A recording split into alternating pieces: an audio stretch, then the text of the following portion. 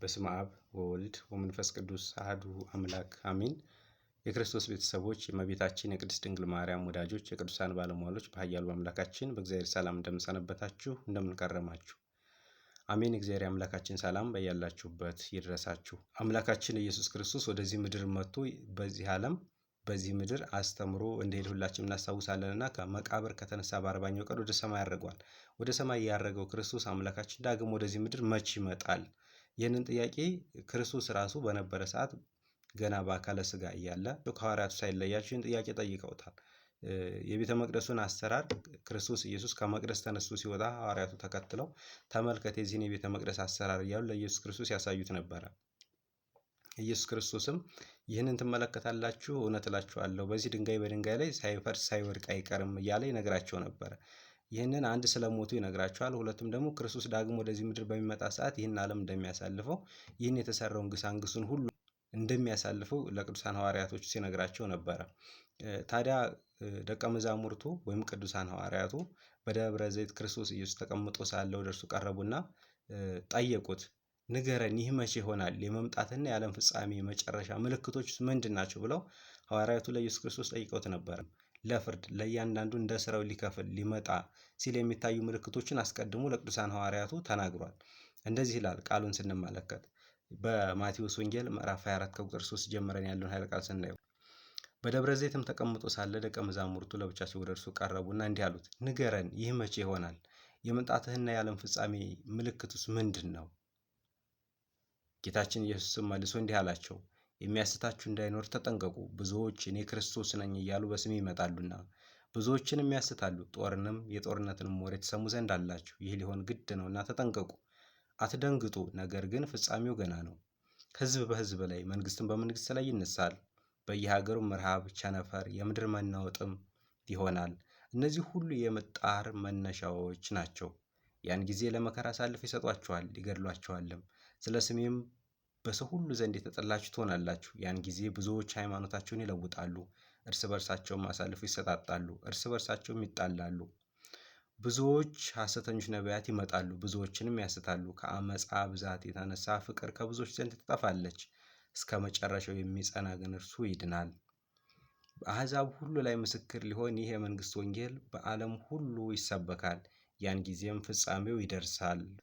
እንግዲህ በነቢዩ በዳንኤል የተባለው የመፍረሱ የርኩሰት ምልክት በተቀደሰው ቦታ ቆሞ ባያችሁ ጊዜ አንባቢው ያስተውል። ያን ጊዜ በይሁዳ ያሉ ወደ ተራሮች ይሽሹ። በሰገነት ያለን በቤት ውስጥ ያለውን ያነሳ ዘንድ አይውረድ። በእርሻም ያለ ልብሱን ይወስድ ዘንድ ወደ ኋላ ይመለስ። ነገር ግን በዚያ ወራት ለጸነሱና ለሚያጠቡ ወዮላቸው። ነገር ግን ሽሽታችሁ በክረምት ወይም በሰንበት እንዳይሆን ጸልዩ። ያን ጊዜ ዓለም ከተፈጠረ ጀምሮ እስከ ዛሬ ያልተደረገ ከእንግዲህም ወዲያ የማይደረግ ታላቅ መከራ ይሆናል። እነዚያ ቀኖችስ ባያጥሩ ኖሮ ሥጋ የለበሰ ሁሉ ባልዳነም ነበር። ነገር ግን ስለተመረጡት እነዚያ ቀኖች ያጥራሉ። ያን ጊዜ እነሆ ክርስቶስ በዚህ አለ ወይም በዚያ አለ ቢሏችሁ አትመኑ። ሐሰተኞች መሲሖችና ሐሰተኞች ነቢያት ይነሳሉና ቢቻላቸውስ የተመረጡትን እንኳን ለማሳት ታላላቅ ተአምራትን ድንቅን ሥራ ይሠራሉ። እነሆ አስቀድሜ ነገርኳችሁ። እነሆ በምድረ በዳ አለ ቢሏችሁ አትውጡ። እነሆም በቤት ውስጥ ነው ቢሏችሁ አትመኑ። መብረቅ ከምስራቅ እንደወጣ እስከ ምዕራብም እንደሚደርስ የሰው ልጅ መምጣትም እንዲሁ ይሆናልና። በደኖች ባሉበት በዚያ አሞራዎች ይሰበሰባሉ። ከእነዚያ ቀኖችም መከራ በኋላ ወዲያው ፀሐይ ይጨልማል፣ ጨረቃም ብርሃኗን አትሰጥም፣ ከዋክብትም ከሰማይ ይወድቃሉ፣ የሰማይ ኃይልም ይናወጻል። በዚያም ወራት የሰው ልጅ ምልክት በሰማይ ይታያል። ያን ጊዜም የምድር አሕዛብ ሁሉ ያለቅሳሉ። የሰው ልጅንም በኃይልና በብዙ ክብር በሰማይ ደመና ሲመጣ ያዩታል። መላእክቱንም ከታላቅ የመለከት ድምፅ ጋር ይልካቸዋል። የተመረጡትንም ከሰማይ ዳርቻ እስከ ዳርቻው ከአራቱም ማዕዘን ይሰበስቧቸዋል። ምሳሌዋን ከበለስ ተወቁ። ጫፏ የለሰለሰ ቅጠሏም የለመለመ እንደሆነ እነሆ መከር እንደደረሰ ታውቃላችሁ። እንዲሁ እናንተ ይህን ሁሉ ባያችሁ ጊዜ እንደቀረበና በደጃፍ እንዳለ እወቁ። እውነት እላችኋለሁ ይህ ሁሉ እስኪደረግ ድረስ ይህች ትውልድ አታልፍም። ሰማይና ምድር ያልፋሉ፣ ቃሌ ግን አያልፍም ብሎ ክርስቶስ ኢየሱስ አምላካችን ይናገራል። አሁንም ይቀጥላል። ስለዛች ሰዓት ማንም ሊያውቃት እንደማይችል አምላካችን ወደዚህ ምድር ሲመጣ ማንም እንደማያውቅ ሲናገር እንደዚህ ብሎ ይቀጥላል። ስለዚያች ቀንና ስለዚያች ሰዓት ግን ከአብ ብቻ በቀር የሰማይ መላእክትም ቢሆን ወልድም ቢሆን የሚያውቃት የለም። በኖህ ዘመን እንደሆነ የሰው ልጅ መመጣጡም እንዲሁ ይሆናል። ያን ጊዜ ከጥፋት ውሃ በፊት ኖህ ወደ መርከብ እስከገባበት ቀን ድረስ ሲበሉና ሲጠጡ ሲያገቡና ሲጋቡ እንደነበሩ የጥፋት ውሃ መጥቶ ሁሉን እስካጠፋበት ጊዜ ድረስ እንዳላወቁ የሰው ልጅም አመጣጡ እንዲሁ ይሆናል። ያን ጊዜ ሁለት ሰዎች በአንድ እርሻ ላይ ይኖራሉ፣ አንዱን ይወስዳሉ፣ ሁለተኛውን ይተዋሉ። ሁለት ሴቶችም በአንድ ወፍጮ ይፈጫሉ፣ አንዲቱን ይወስዳሉ፣ ሁለተኛይቱንም ይተዋሉ። ሁለት ሰዎች በአንድ አልጋ ላይ ይተኛሉ፣ አንዱን ይወስዳሉ፣ ሁለተኛውንም ይተዋሉ። እንግዲህ ትጉ፣ ጌታችሁ በምን ሰዓት እንደሚመጣ አታውቁምና። ነገር ግን ይህን እወቁ፣ ባለቤት ሌባ የሚመጣበትን ሰዓት ቢያውቅ ተግቶ በጠበቀ ነበር፣ ቤቱንም እንዲቆፈር ባልተወ ነበር። ስለዚህ እናንተ ደግሞ ተዘጋጅታችሁ ኑሩ፣ የሰው ልጅ በማታስቡበት ሰዓት ይመጣልና።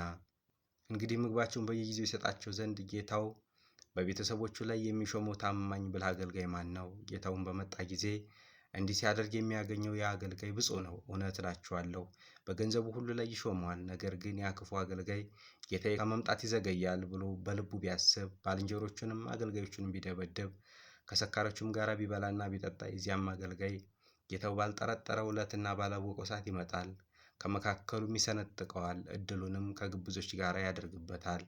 በዚያም ልቅሶና ጥርስ ማፋጨት ይሆናል ብሎ ክርስቶስ አምላካችን ይናገራል። ስለ ቃሉ የቃሉ ባለቤት እግዚአብሔር አምላካችን ስሙ የተመሰገነ ይሁንልን። አምላካችን ወደዚህ ምድር ሲመጣ የሚታዩትን ሁነቶች ክርስቶስ ኢየሱስ ዳግም ወደዚህ ምድር እንደሚመጣ ሁላችንም እናውቃለን። ወንሴፎ ትንሣኤ ሙታን ወሕይወተ ዘይመጽእ ለዓለመ ዓለም ብለን በጸሎተ ሃይማኖት ጸሎታችን እንደምንጸልይ ሁሉ የሚመጣውንም ሕይወት ተስፋ እናደርጋለን። ያ የሚመጣ ሕይወት ክርስቶስ ዳግም ወደዚህ ምድር ሲመጣ የሚታዩ ሁነቶችን ክስተቶችን አስቀድሞ አምላካችን ለሐዋርያቱ ነግሯቸዋል። ስለዚህ ዛሬ ህዝብ በህዝብ ላይ ተነስቶ መንግስት በመንግስት ላይ ተነስቶ እነዚህ እንደ ሁሉ ነገሮች የሚያስጨንቀውን ረሃቡን፣ ቸነፈሩን፣ ችግሩን ሁሉ ብንመለከት ክርስቶስ ወደዚህ ምድር ሊመጣ ላለው ለዛ ክርስቶስ ለተናገረው ቃል ምልክቶች እንደሆኑ አውቀን ልንዘጋጅባቸው ይገባል ማለት ነው። ተዘጋጅታችሁ ኑሩ። ይሄ ሁሉ ሲሆን መምጣቱ እንደቀረበ እወቁ። ሌባ በምን ሰዓት እንደሚመጣ ባለቤቱ ቢያውቅ ቤቱን ተግቶ ይጠብቅ ነበር። ልክ የሰው ልጅ አመጣጥም እንደ ሌባ ድንገት ነው የምመጣባችሁ። ባላሰባችሁት ባላወቃችሁት ሰዓት እመጣለሁና ተዘጋጅታችሁ ጠብቁኝ። ንስሐ ገብታችሁ ምስጢራቱን ተካፍላችሁ ስጋውን በልታችሁ ደግሞ ጠጥታችሁ ታተማችሁ ጠብቁኝ።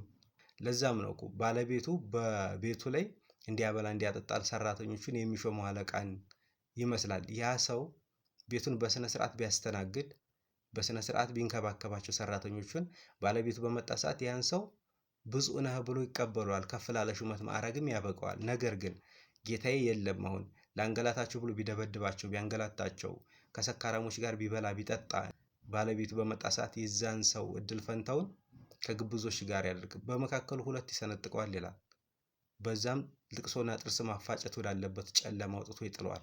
ስለዚህ ክርስቲያኖች ይህን ክርስቶስ አምላካችን የተናገረው ቃል የማያልፍ ሰማይና ምድር ያልፋሉ ቃሌ ግን አያልፍም ብሎ እንደተናገረ የክርስቶስ የአምላካችን የተናገረው ንግግር የማያልፍ ስለሆነ አምነን ሰምተን ተዘጋጅተን ልንጠብቀው ይገባል። በማንኛዋ ሰዓት እንደሚመጣ አናውቅም። ስለዚህ ሁላችንም ዛሬ የምናያቸውን ምልክቶች እየተገነዘብን ክርስቶስ ሊመጣ ላለው ምልክቶች ቀድሞ የሚታዩ ምልክቶች እንደሆኑ ልናውቃቸው ይገባል። ስለዚህ እነሱን ተረድተን ተዘጋጅተን አምላካችንን ልንጠብቅ ይገባል ማለት ነው። በማቴዎስ ወንጌል ምዕራፍ 25 ላይ ጻድቃንን በቀኙ ኃጥአንን በግራ ያቆማቸዋል። በቀኙ ያሉትን እናንተ የአባቴ ቡሩካን ኑ ወደ እኔ፣ ዓለም ከተፈጠረ ጀምሮ ያዘጋጀሁላችሁን መንግስት ውረሱ። ብራብ አብልታችሁኛል፣ ብጠማ ጠጥታችሁኛል፣ ብታረዝ አልብሳችሁኛል፣ ታምሜ ጠይቃችሁኛል፣ እንግዳ ሆኜ ተቀበላችሁኛል፣ ብታሰር ዋስ ሆናችሁ አስፈታችሁኛል ብሎ ይናገራቸዋል። ይህንንስ መቼ ያደረግንልህ ብለው እነሱ ጻድቃን ይመልሱለታል። ከነዚህ ከታናናሾቹ ለአንዱ ያደረጋችሁት ለእኔ እንዳደረጋችሁት ነው ይላቸዋል። ወደ ግራው ያሉትንም ዞር ብሎ እናንተ ርጉማን ከኔ ወግዱ፣ ለሰይጣንና ለመልእክተኞች ወደ ተዘጋጀ ወደ ዘላለም እሳት ሂዱ። ብራብ አላበላችሁኝ፣ ብጠማ አላጠጣችሁኝ፣ ብታረዝ አላለበሳችሁኝ፣ እንግዳ ብሆን አልተቀበላችሁኝ ይላቸዋል። መቼ አግኝተን የት ሳናደርግልህ ቀረን? እስኪ አንተ ተገልጸህ ያላደረግንበትን ቀን ንገረን ብሎ ይሉታል። ከነዚህ ከታናናሾቹ ለአንዱ ያላደረጋችሁት ለእኔም ያላደረጋችሁትም ነው። እነዚያ ወደ ዘላለም ደስታ፣ እነዚህም ወደ ዘላለም ጥፋት ይላል። እነዚያ ወደ ዘላለም ደስታ የተባሉት ጻድቃንን ወደ ዘላለም ደስታ ያስገባቸዋል። ኃጥአንን ደግሞ ወደ ዘላለም ስቃይ እሳት ወዳለበት ወደ ገሃነመ እሳት፣ ጻድቃንን ወደ መንግስተ ሰማያት ያስገባቸዋል። ክርስቲያኖች ዛሬ ካለው ህይወት ይልቅ የሚመጣው ህይወት ያሳስበናል። ሐዋርያው ቅዱስ ጳውሎስ እንደሚናገር አሁን ዛሬ ካለው ህይወት ይልቅ የሚመጣው ህይወት ጋር ስናወዳድረው ኢምንት ነው ዛሬ ያለንበት። በዚህ ምድር ላይ ምንም ደልቶን ብንኖርም ሊመጣ ካለ ህይወት ጋር ከምንም ጋር አይገናኝም። ስለዚህ ስለዛ ህይወት ብለን ተዘጋጅተን ልንጠብቅ ይገባል። ክርስቶስ ዛሬ ይምጣ ነገ አናውቅም። ዛሬም ይሁን ነገ ከዚች ደቂቃ በኋላ በህይወታችን ላይ ምን እንደሚሆን አናውቅም። ምናልባት ስላለፈው ነገር እርግጠኛ ሆነን ልንናገር እንችላለን። የሚመጣውን ነገር ግን እርግጠኛ ሆነን መናገር አንችልም። ከዚች ደቂቃ ከዚች ሰከንድ በኋላ ምን እንደሚፈጠር የምናውቀው ነገር የለም። ስለዚህ እያንዳንዳችን ተዘጋጅተን ልንጠብቅ ይገባል። ክርስቶስ አምላካችን በምን ሰዓት በምን ጊዜ እንደሚመጣ አናውቅምና ሁላችንም ተዘጋጅተን ልንጠብቀው ይገባል ማለት ነው። ክርስቲያኖች ክርስቶስ ወደዚህ ምድር ሲመጣ በቤቱ ተሰባስበን ህጉን ስርዓቱን ፈጽመን እንዲያገኘን የአምላካችን ቸር ፈቃዱ ይሆንልን። የሰማነውን በልቦናችን ያሳድርብን አምላካችን እግዚአብሔር። ሚዲያውን ሰብስክራይብ፣ ላይክ፣ ሼር በማድረግ መንፈሳዊ አገልግሎታችን እንድታበረታቱ በእግዚአብሔር ስም እጠይቃለሁኝ። ወስብሐት ለእግዚአብሔር። ይቆየኝ።